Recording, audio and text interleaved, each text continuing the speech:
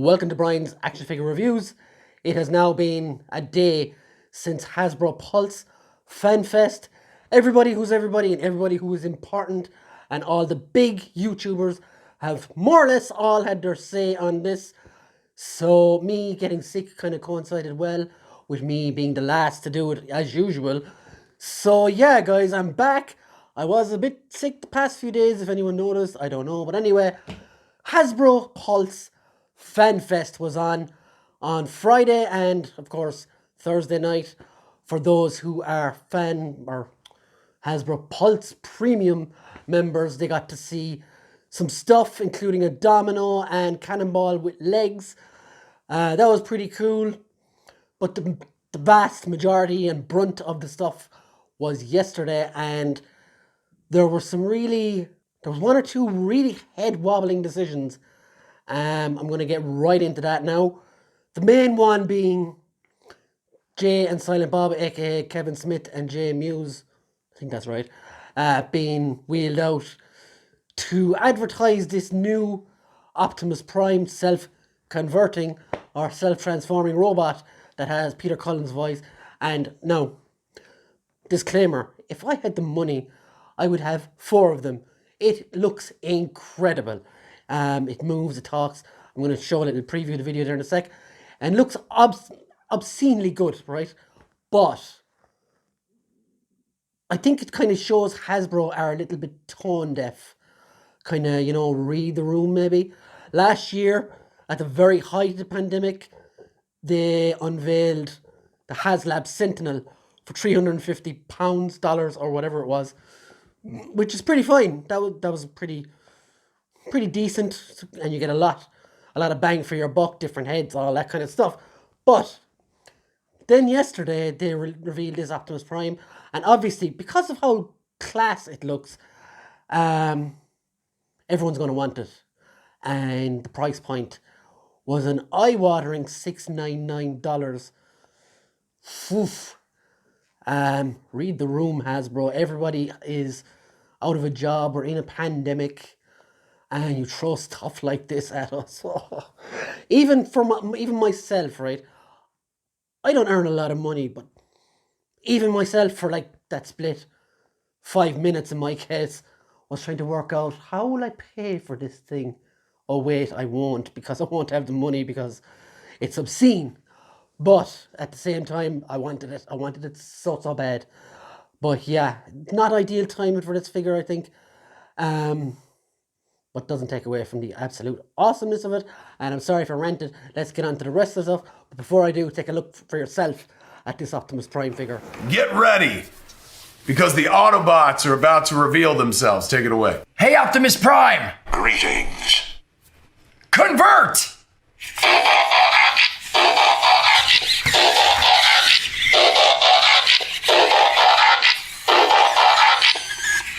Boom! Come on, man! Can you believe this? Remember when you had to convert your toys yourself? It does it, man! This robot converts for you. It is packed. This is one of the most ingenious intellectual toys I've ever met in my entire life. Look at him just moving. Like he's just breathing. Like he's not just standing still like a statue.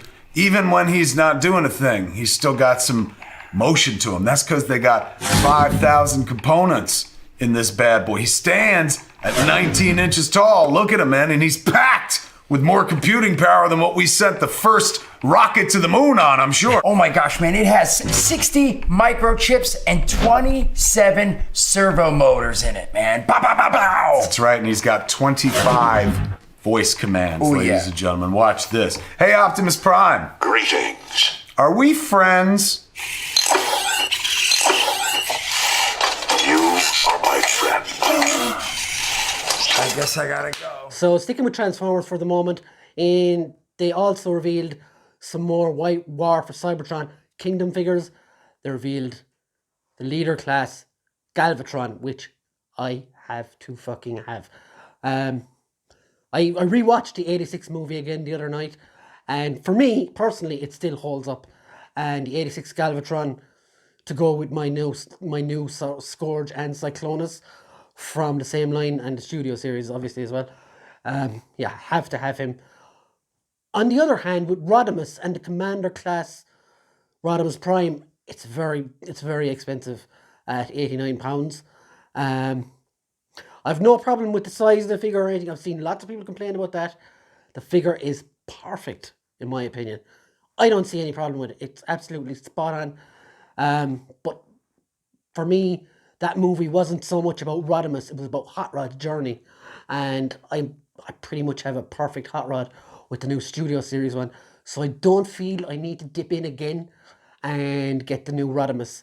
Now, of course, they also showed some more of the Beast Wars stuff. Rhinox, Scorponok, and a few others.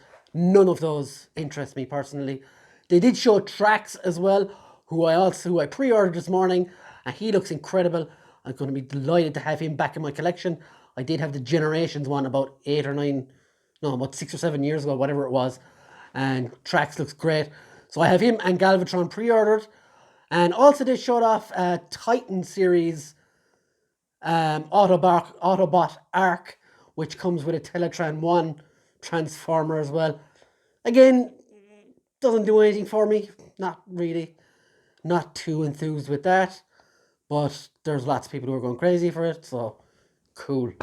Well done, Hasbro. Again, I will say I was disappointed there was no Studio Series 86 reveals. I know there was rumours of Wreck-Gar and a few others, a few Dinobots, but nothing. And apparently they're showing more in May. So hopefully we'll see more Studio Series 86 figures then. And on to Star Wars Black Series. I am only going to do Black Series. I don't collect the 4-inch or the 3/4-inch figures, although they did reveal that Gaming Greats is going down to that scale now again.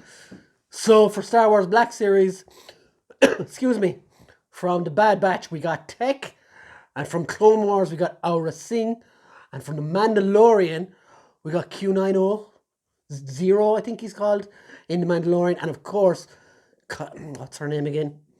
Casca Reeves, aka Sasha Banks, from the Mandalorian, and all those look absolutely great. I've pre-ordered Casca Reeves already. The rest, I haven't watched the Bad Batch yet, so that's starting after the Winter Soldier, I think. And by the time that comes around, I think they'll nearly all have been on order at one point or another. So I think there's maybe one missing. So maybe then I'll be like, oh, I have to go back and get them all. But I don't think so, because they were in Clone Wars and they were cool. They're nice, but I'm not a big collector of clones. I think I only have Cody from all the clones in my Star Wars collection up there. So yeah, I won't be collecting those, but still, it's cool that they're getting them out this fast, and big Star Wars fans out there will be able to get them all fairly easily, it looks like. And finally, for the Marvel Legends panel, unfortunately, someone spoiled their Iron Man wave that I'm sure they were holding off on all the time. But there's an Iron Man wave coming out, which is going to have the modular Iron Man, which was in both Marvel vs. Capcom, and there was a version of it in the Iron Man animated series. I have to get that. That is really cool. There is also Riri Williams, Ironheart. There is also a hologram Iron Man, along with a classic Ultron. There is a Vault Guardsman, and also Stealth Iron Man. And one really out of nowhere was Darkstar from the Soviet soldiers. And of course, the BAF, or Build-A-Figure, is a big, massive bear known as Ursa Major. And I think that will complete the Soviet super soldiers, because you've Crimson Dynamo from the Black Widow wave, and you have Red Guardian way back in the Civil War wave, I think, as well. And you could probably there's probably a few more obscure ones, but they're the main four. So also they showed off more pictures of Quasar, who I also have pre-ordered now. Quasar for the win. Looking forward to that one. They also showed, finally, a final battle Thor with all light up eyes and stuff. And that looks really, really cool with Stormbreaker and Mjolnir.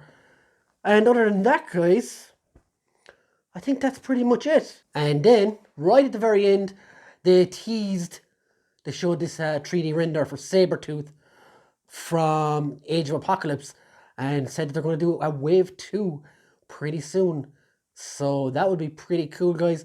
Again, make sure to tune in tomorrow night for the Brian and Tubbs Culture Cast, we'll be chatting more about this, chatting about Invincible and Captain America and the Falcon and the Winter Soldier, and various other bits and pieces. And it's always a fun trip. And Tubbs can never stop talking, so it's always enjoyable. For me, I get a rest. I kid. So yeah, guys, we'll see you later. Have a great one. And subscribe. Bye.